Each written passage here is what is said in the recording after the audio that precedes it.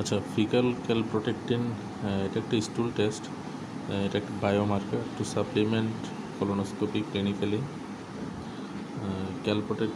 ক্যালপ্রোটেক্টিনটা একটা প্রোটিন যেটা ইনফ্ল্যামেটরি ডিজিজের ক্ষেত্রে নিউট্রোফিল, হোয়াইট ব্লাড সেলের নিউট্রোফিল থেকে রিলিজ হয়।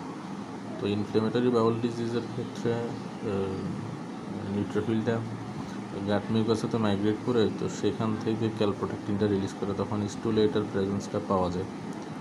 ফিকাল ক্যালপ্রোটেক্টিনটা ইউজুয়ালি আইবিএস আর আইবিডি ডিফারেন্সিয়েটের ক্ষেত্রে ইউজ করা হয়। আইবিডি যেমন ক্রোহনস ডিজিজ, আলসারেটিভ কোলাইটিস এগুলোর ক্ষেত্রে।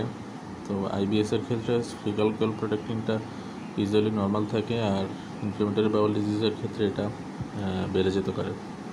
সাধারণত 50 মাইক্রোগ্রাম পার গ্রামের নিচে হলে এটাকে নর্মাল ধরা হয়।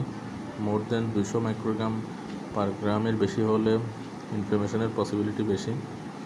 আর 50 থেকে 200 মাইক্রোগ্রাম পার গ্রামের এর মাঝামাঝি হলে তখন এটা বর্ডার লাইনের থেকে বেশি ধরা হয়।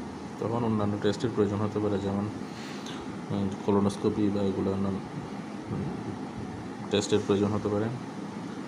তো নন ইনভেসিভ প্রসিডিউর হিসেবে এটা একটা ভালো test. Highly sensitive, more than 90% negative predictive value.